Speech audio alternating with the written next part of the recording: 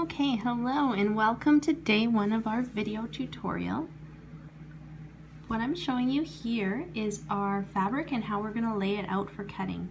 I know a lot of people are new to doll making, so I'm going to go really slow and explain each step. So here I have my doll skin knit. You can see it's an interlock, it's quite heavy.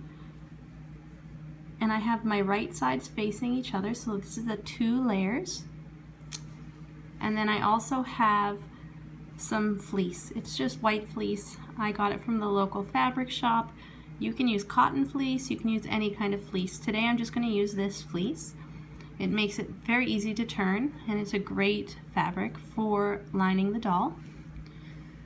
So what I've got then is the double layer of fabric and a double layer of fleece. And what I'll do is open up the fleece layer, and I'm just going to switch this around since I already did this with this piece.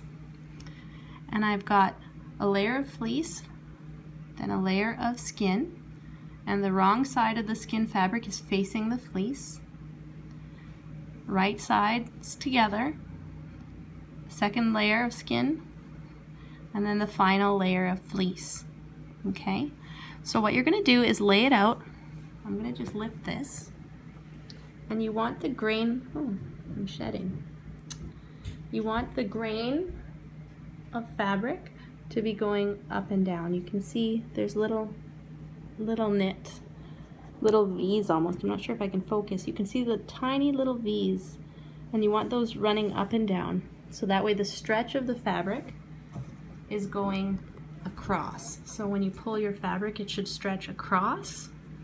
It may have some slight stretch vertical as well. So then when you have your pattern piece, which I've cut out and I laminate mine doesn't look like yours because it's really old. And so when you have your pattern piece, you'll place it on your fabric to trace. So I'm going to try and make the most of this fabric I have here. So I'll have the body tracing this way. So once again, this arrow of grain is going up and down, vertical along with the grain of the fabric, and the stretch is going across the body.